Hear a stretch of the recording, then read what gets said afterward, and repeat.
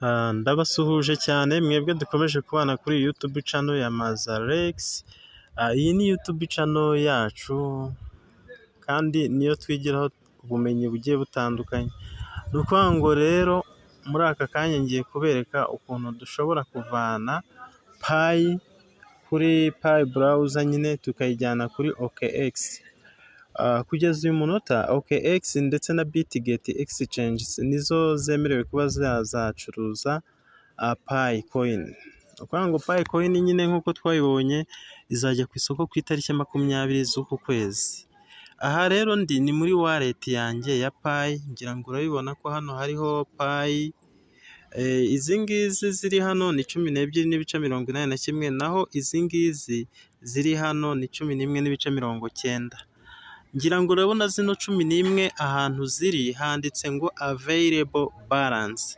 Kugira ngo zijye kuri available balance rero ni ukuvuga ngo ikintu wowe ukora uraza ukazifata ukajya hano hantu haba handitse migration, ugahita noneho uzimuvinga zikajyaho. Ibyo ngibyo singiye kubyerekana muri aka kanya, gusa niko umuntu azizanaho. Hari igihe wowe ushobora kuba uzifiteho ugasanga hariho 0 n'ibice, ukanda hano kuri migration ukabona ahantu hari udufureshi tubiri, ukadukandaho ugahita ukanda confirm. Bitewe na lookup wakoze, zimwe bahita bazizana kuri available balance, izindi zikaguma hano mubona 12. Ubwo nahanga uri bunyure nimba uzi ko migration yakozwe. Ariko kugira ngo ubashe kuzijyana kuri available balance bisaba iminsi 14. Abantu mwakorewe migration muri iyi minsi ntimuvuge ngo muzacuruza kuri 20 kuko ntibyakunda. Kereka nimba uri kubara ukabona iminsi 14 irashize. Iminsi 14 itarashira rero ntabwo wabasha kumuvinga Pi zawe, uzategereza nyuma y'ibyumweru 2 nibwo uzimuvinga ukaba wanabasha kuzijyana kuri available balance. Bivuze ngo nimba wakoreye migration ejo cyangwa se mu cyumweru gishize, iminsi 14 ikaba itarashira, ntabwo byakunda yuko wagurisha. Iki mugisobanukirwe neza. Umuntu uzagurisha ku itariki 20 ni umuntu ufite Pi hano. Izi nizo bita Pi zishobora kuzagurishwa, ziba ziri kuri available balance. Ni ukuvuga ngo rero zino ziri kuri available balance ngiye kukwereka ukuntu wazijyana muri OKX exchange kugira ngo uzazicuruze. Nkwibutse gukora subscribe nimba uri umuntu mushyashya, kandi ukande no kunzogera kugira ngo uzajye ubona video yose nshyizemo. Mbere rero yuko tujyana zino Pi zacu muri OKX, hari abantu bafite ibyizere bimeze nk'ibitangaza ngo ubuzima bugiye guhinduka, ngo bagiye gukira karabaye. Amagambo yaravuzwe kuri Pi igihe twashyigikiraga GCV, havuzwe byinshi cyane kugeza ubwo ngubu abantu bizeye ko ubuzima bugiye guhita buhinduka birenze cyane. Ibyo ngibyo ushobora kubyizera nibyo, ariko nanone bigusaba kwitwara gakeya, woroshye ubuzima. Ibizaza byose uzabyakire, ntiwumve ngo ahangaha koko nk'uko byavuzwe ngo niho hantu hagiye guhindura ubuzima bwawe. Birashoboka cyangwa ntibishoboka. Ni ukuvuga ngo kugira ngo rero ugire expectation cyangwa se ibyo wizeye biciriritse, ni ukuvuga ngo nibura fata ko Pi ishobora kuzaza guhera ku $1 kugeza ku $5. Wijyaho ngo wizere ngo 310 na bingahe, biriya bintu ntabwo bishoboka. Ntabwo ari njyewe uzayatanga, ndetse sinanjye wo kubibabuza kuyabaha, ariko biriya bintu mu bwenge bwanjye bukeya ntabwo bishoboka. Ngo 410 na bingahe, ngo $100 ibyo bintu kuri Pi ntabwo bishoboka. Nimba baramaze kwemera ko izajya hano kuri exchange, ni ukuvuga ngo ibyo byamaze kugaragaza yuko bidashoboka. Ubundi byashobokaga uzajya uvunguraho dukeya muri Pi ukadukoresha, cyangwa se Pi ukayikoresha nk'amafaranga. Ariko nimba igiye kuguranwa $, ibyo bintu by'ibihumbi byinshi cyane, ako kayabo bari kuvuga ntabwo gashoboka rwose. Wikirushya ubwonko bwawe, ejo utazarwara turoma wizeye ibintu birenze. Ni ukuvuga ngo ibyo ntibishoboka, ibyo ntabwo bishoboka rwose. Wibyizera, izera ibintu biri bike n'ibiza byinshi bizagutungure. ndabizi ubwo ushobora kumva ino YouTube ukumva ngo ndi kuvuga ibintu ukumva urananyanze, ariko ndi kukugira inama wikizera ibintu bihambaye, nta bihari. Bishobora kuba ari ibintu nyine sinzi ngo buri wese ibihambaye nibi, ariko biriya bya GCV rwose ubyikure mu mutwe, cyangwa n'andi mafaranga y'umurengera uyikure mu mutwe, utazarwara ihahamuka ubonye ibyo wari wizeye ubibuze, birababaza cyane. Rero ishyiremo ko ibizaza uzabyakira uko bizaba biri. Coin ishobora kujya ku isoko iri ku mafaranga makeya, nyuma yaho ikagenda izamuka, birashoboka, ariko abantu bari kukubwira ngo ibintu birenze cyane, ibyo bintu nawe bigendamo gakeya. Izere bikeya, nibiramuka bije birenze bizagutungure, ariko wijyaho ngo wizere ibintu nubibura uzarinde urwara umutima. Oya, ibyo ntabwo ari financial advice, ntabwo nabikubwira. So rero ubwo ngiye kukwereka ukuntu zino twazijyana kuri OKX, zigende zitegereze, ubundi tuzazigurishe baduha amadolari nayo tuyavanemo amanyarwanda cyangwa se amarundi cyangwa se andi mafaranga ukeneye. Ubwo rero twagiye, mbere na mbere twabonye ko ziriho ni 11.90 gutyo. Ubwo ikintu ngiye gukora, ngiye kujya muri OKX, ubwo ngiye gukupa, njye hano muri OKX nyifungure. OKX nimba utayifite sinzi ngo uzacuruza gute. Nimba ubundi uri umuntu mininga uba ugomba kugira n'ama exchange, nk'ubu urabona iyi ni OKX exchange, hari Binance, hari Bybit, hari Bitget. Ni ukuvuga ngo exchange zigera nko mu 10 cyangwa ziranarenga. Rero nibura ugomba kuba ufitemo nk'eshanu. OKX rero kuri uyu munsi niyo yizewe ku ikubitiro ko izalistinga Pi network. Ni ukuvuga ngo ugomba kuba uyifite, nta kintu kirenze. Ushobora kujya kuri YouTube ukareba bavuga batese uko wafungura OKX exchange, ukanayiverifiya, bisaba indangamuntu n'isura, nta bintu bihambaye. Video ziba zarakozwe, mujye mugenda muzirebe, zakuyobora. Ubwo ngubwo iyi ni iyindi application mfunguye iyongera kuri Pi yitwa OKX, niho tugiye kuzizana kugira ngo zitegereze kuzagurishwa ku itariki 20. Noneho ndanakwereka ukuntu uzazicuruza. Twagiye rero, ugifungura OKX ubundi ibimeze gutya. Iyo uyigezemo ahantu rero uhita uza kugira ngo hakure wallet address, mwihangane video niza kuba ndende, ndimo ndatanga inyigisho. Ukanda hano hasi handitse asset, ahangaha niho hari assets, niho ukanda.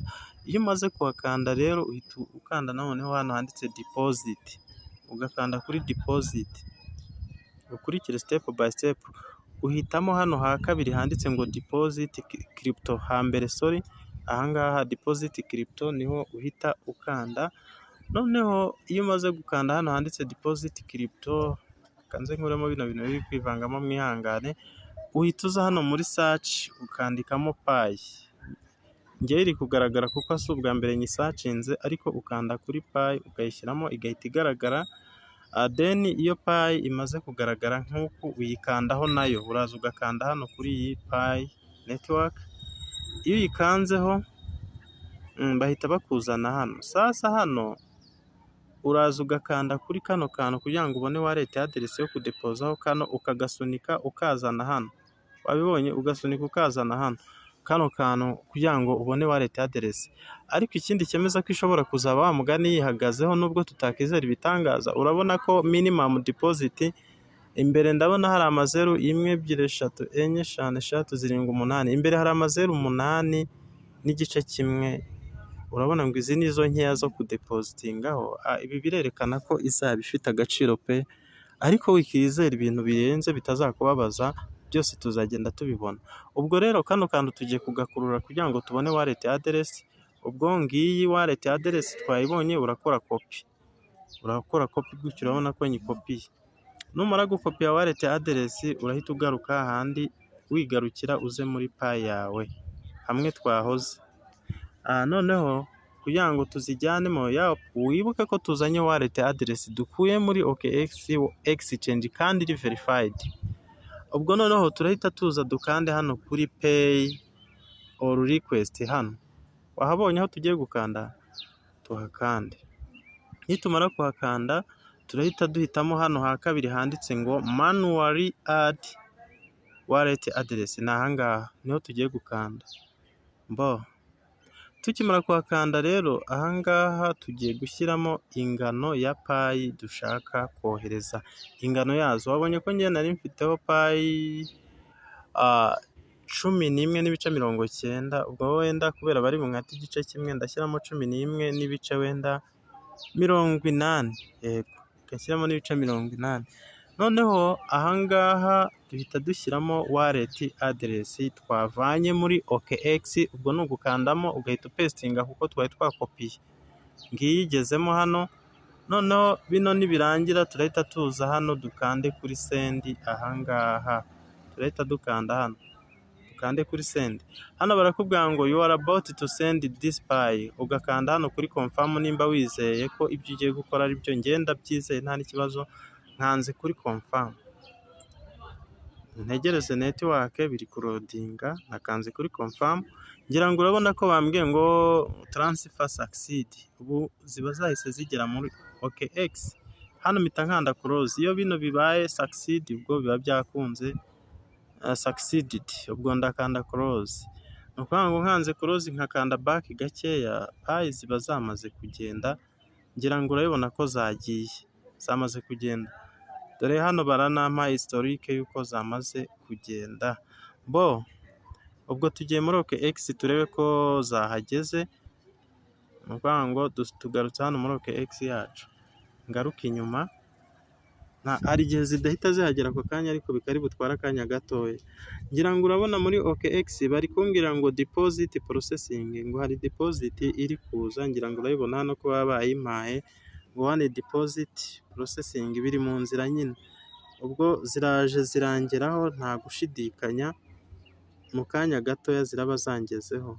Hari izindi nari mfiteho, ni ukuvuga ngo kanze ngaruka hano kuri home mbikwereke neza. Wihanganire ko video ishobora kuba ndende, urabireba. Ni ukuvuga ngo mbere na mbere kugira ngo umenye ko OKX yawe iri verified, ukanda hano mu nguni hano hejuru ku tudomo, ukahakanda uhita ubona hano handitse verified. Iyo hatari verified nyine ukurikiza processes ukaha verifying, icyo ntukibonye nacyo. Noneho ubwo ikindi ngiye kureba ko payi zanjye ziri bungereho, ni ugutegereza. Hano ndi kubona bambwiye ko ziri processing, ndategereza. Kugira rero urebe ko zakugezeho, uraza ugakanda hano kuri asset, bari kumpa ama notification, nkwereke notification. Reka nze manure gake urebe, barambwiye ngo deposit received, nari mfiteho 19 nagejejeho mbere. Urabona ko izindi 11.8 nk'uko nabivuze ziraje, dore ama email ngibi zaje tukiri kuvugana. Kugira rero mbirebe neza ko zaje, nkanda hano hantu handitse asset, ukurikire ndaje nkwereke nuko uzazicuruza. Nkanda kuri asset, namara gukanda kuri asset nkahita nkazamura, urahita ubona ko payi zanjye ari ngizi hano, payi 31, si ngizi zari 19 nashyizeho za zindi n'ibice, dore zise ziba 31. Ubu zino payi ziri kuri OKX exchange. Noneho tukimara kubona ko zahageze, tugiye kureba ngo zizacuruzwa gute. Icyo nicyo kiba gisigaye, tuzazicuruza gute. Kurikira step by step rero. Ni ukuvuga ngo zino payi ziba zihari, nta nubwo tuzi ngo ziherereye he. Ni ukuvuga ngo zishobora kuba ziri muri funding cyangwa trading, ariko uramutse ukanze nka hano kuri transfer, ni urugero bakwereka nimba payi icyo ugiye gutransferinga.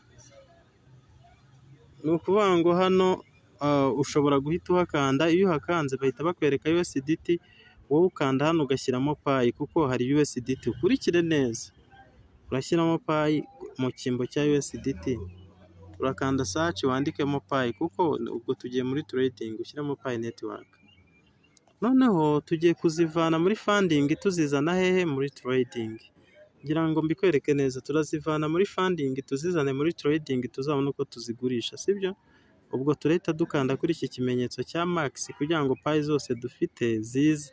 Ushobora no kuba washyiramo umubare w'izo ushaka kugurisha, ariko ushaka kuzigurisha zose ukanda kuri max. Ubwo nibyo ngiye kukwereka. Urabona ko hari 0. Uzi impamvu?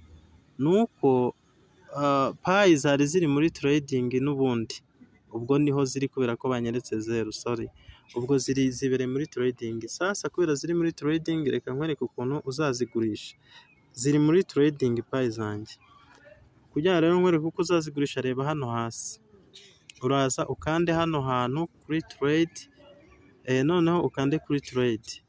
Numara gukanda hano kuri trade, kurikira neza step by step, reka dutegereze internet. Hano hejuru harimo irindi faranga, wowe uraza ukande hano kwaka kamenyetso ushyiremo payi na USDT. Turakanda hano, tukande muri search. Hari ushobora kumbwira ngo search ngiye ngo ntabwo nayibonye, dore search ni iyi ngiyi.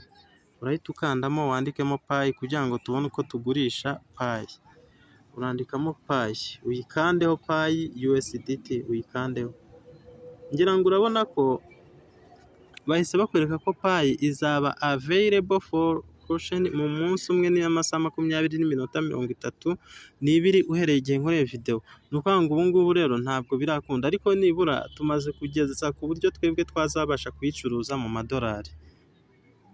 Nyabuneka kwiga ni kare, wigira ubute, kurikira video yose urebe ukuntu ibintu biba biri kugenda.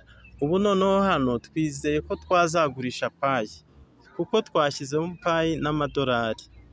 Ntabwo uba wegeranye n'umuntu, kandi ntuzagende ngo wereke abantu batazakwiba. Iki ndagisubiramo, hari umuntu ugira ubute ngo ngewe ngo runaka ngo azabinkorera. Azabigukorera nyine, uzagenda kurye akuzengereze, ubwo nibwo uzahita uvuga ngo yabinkoreye. Wanze kwirebera video, ntaho ndi guhurira nawe, nta malinki yo gusikaminga ngo uhaye, ukanga gukurikira ibintu neza. So ni ukuvuga ngo rero hariya buriya twamaze kugeza payi ku isoko, aho tuzayigurishiriza. Ikiba gisigaye kimwe gusa, ni uko wowe igihe cyo kugurisha kigeze ukanda hano kuri seri kugira ngo ugurishe. Ukanda hano kuri seri. Noneho nk'uko izindi video zagiye zibigaragaza, iyo ubonye hano harimo hano hari market order, ushobora we kuhasanga limit order, uhita ukanda hano ugashyiramo market order. Nk'ubu nkanze hano hari ukuntu usanga harimo limit order nka gutya. Reka n'urugero mbikwereke, we harimo limit order, urabona ko ari igiyemo. Iyo harimo limit order rero kugira ngo ubashe kuzigurisha zose, ukanda hano ugahita ushyiramo market order, bikava muri limit order bikajya muri market order. Urabibona? Uba ahangaha rero uba witeguye kuba wagurisha. Nk'ubu ngubu kugira ngo ugurishe zose rero, zose uzigurishe, nabyo ngiye kubikwereka. Ufata muri aka kaziga ugakururuza na hano, ugakururuza na hano zose ukaba ugiye kuzigurisha. Nk'ubu ngubu urabona zose naba ngiye kuzigurisha, ariko kubera ko zikiri muri zitaraza ku buryo twazigurisha, ntabwo biri gukunda, ni ugutegereza. Sawa rero, ubwo naho kuwa kane nagira ngo mbikwereke hakiri kare. Nimba uri umuntu udafite OKX exchange, nahawe ho gutangira ukayifungura pe, kuko OKX nyine uzayikenera, cyangwa se Bitget. Nibura ugira imwe muri izo cyangwa uzigire zombi, byaba byiza kurushaho.